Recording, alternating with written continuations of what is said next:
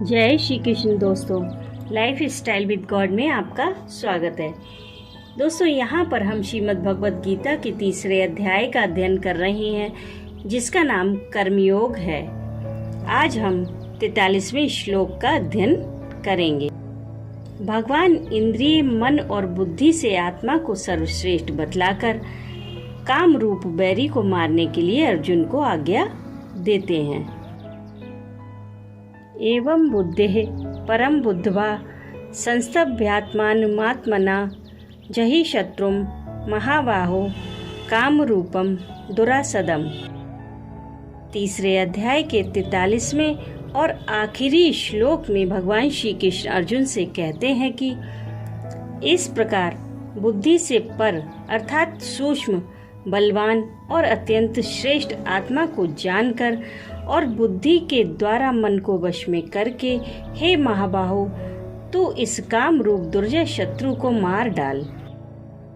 यहाँ पर भगवान ने बुद्धि से पर आत्मा को समझकर काम को मारने के लिए कहा है। इस कथन से भगवान ने यह भाव दिखलाया है कि मनुष्यों का ज्ञान अनादिकाल से अज्ञान द्वारा आवृत यानी कि ढका हुआ है।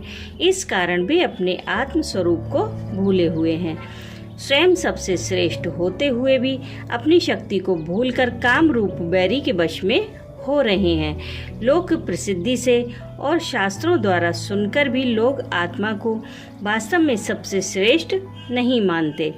यदि आत्म स्वरूप को भली भांति समझ लें तो राग रूप काम का सहज ही नाश हो जाए। अतएव आत्म स्वरूप को समझना ही इसे मारने का प्रधान उपाय है। इसलिए भगवान ने आत्मा को बुद्धि से भी अत्यंत श्रेष्ठ समझकर काम को मारने के लिए कहा है।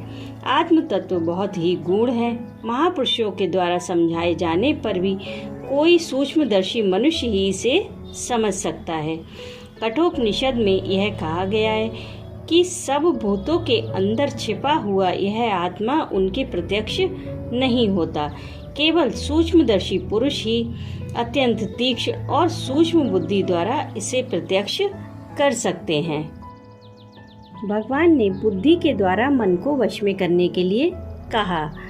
इस कथन से भगवान ने यह भाव दिखलाया है कि शरीर, इंद्रिय, मन, बुद्धि और जीव, इन सभी का वाचक आत्मा है। उनमें से सर्वप्रथम इंद्रियों को वश में करने के लिए 41वें श्लोक में कहा जा चुका है। शरीर इंद्रियों के अंतर्गत ही आ गया। जीवात्मा स्वयं वश में करने वाला है। अब बचे मन और बुद्धि। बुद्धि को मन से बलवान कहा है, अतः इसके द्वारा मन को वश में किया जा सकता है। अब समझते हैं कि बुद्धि के द्वारा मन को वश में कैसे किया जा सकता है। भगवान ने मन को वश में करने के लिए 2 उपाय बतलाए हैं, अभ्यास और वैराग्य। प्रत्येक इंद्रिय के विषय में मनुष्य का स्वाभाविक राग द्वेष रहता है। विषयों के साथ इंद्रियों का संबंध होते समय जब जब राग द्वेष का अवसर आवे तब तब बड़ी सावधानी के साथ बुद्धि से विचार करते हुए राग द्वेष के वश में न होने की चेष्टा रखने से धीरे धीरे राग द्वेष कम होते चले जाते हैं। यहाँ बुद्धि से विचार कर इंद्रियों के भोगों में दुख और दोषों का बार बार दर्शन कराकर मन की उनमें अरुचि उत्पन्न कराना वैराग्य है। और व्यवहार काल में स्वार्थ के त्याग की और ध्यान के समय मन को परमेश्वर के चिंतन में लगाने की चेष्टा रखना और मन को भोगों की प्रवृत्ति से हटाकर परमेश्वर के चिंतन में बार बार नियुक्त करना अभ्यास है।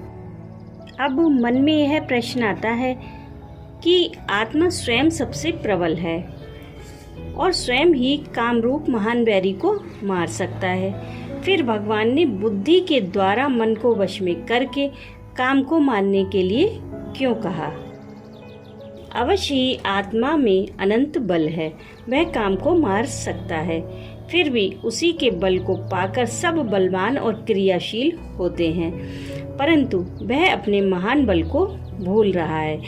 और जैसे प्रबल शक्तिशाली सम्राट अज्ञानवश अपने बल को भूलकर अपनी अपेक्षा सर्वथा बलहीन क्षुद्र नौकर चाकरों के अधीन होकर उनकी हाँ में हाँ मिला देता है।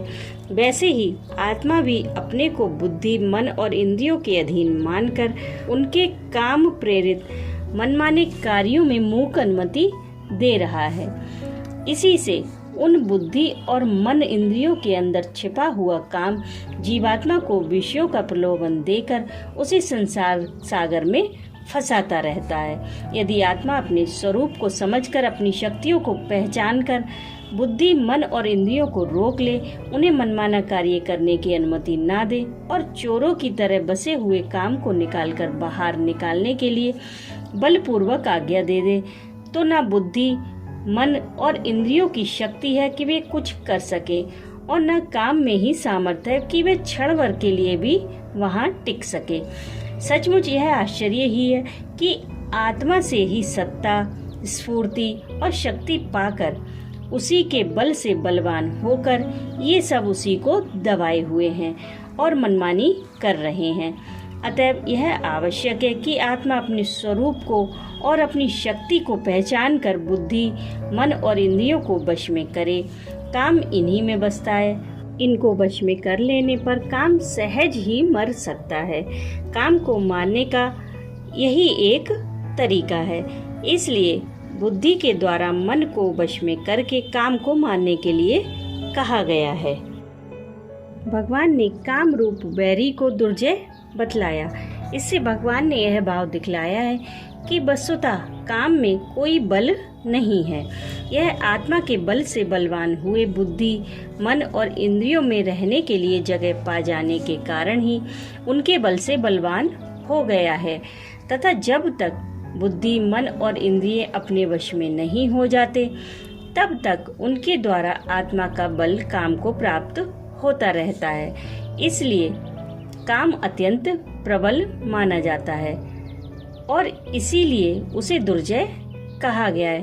परंतु काम का यह दुर्जयत्व तभी तक है जब तक आत्मा अपने स्वरूप को पहचानकर बुद्धि, मन और इंद्रिय को अपने वश में ना कर ले। यहाँ पर भगवान ने अर्जुन को महाबाहु संबोधन दिया है। इस संबोधन का अभिप्राय यह है कि महाबाहु शब्द बड़ी भुजा वाले बलवान का वाचक है और यह शौर्य सूचक शब्द है। भगवान श्री कृष्ण काम को दुर्जय बतलाकर उसे मानने की आज्ञा देते हुए अर्जुन को महाबाहु नाम से संबोधित कर आत्मा के अनंत बल की याद दिला रहे हैं और साथ ही यह भी सूचित कर रहे हैं कि समस्त अनंता चित्त दिव्य शक्तियों का अनंत भंडार में जिसकी शक्ति का क्षुद्र सा अंश पाकर देवता और लोकपाल समस्त विश्व का संचालन करते हैं और जिसकी शक्ति के करोड़वें कलांश भाग को पाकर जीव अनंत शक्ति वाला बन सकता है, वह स्वयं मैं जब तुम्हें काम को मारने में समर्थ शक्ति संपन्न मानकर आज्ञा दे रहा हूँ, तब काम कितना ही दुर्जय और दुर्धर्ष वैरी क्यों ना हो, तुम उसे बड़ी आसानी से मारकर उस पर विजय प्राप्त कर सकते हो। इसी अभिप्राय से यह संबोधन दिया गया है। राधे राधे।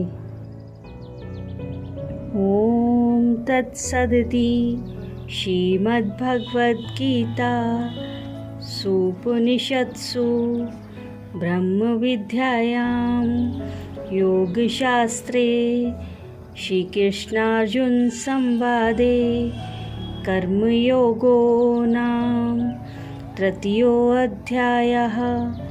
ओम तत्सत्।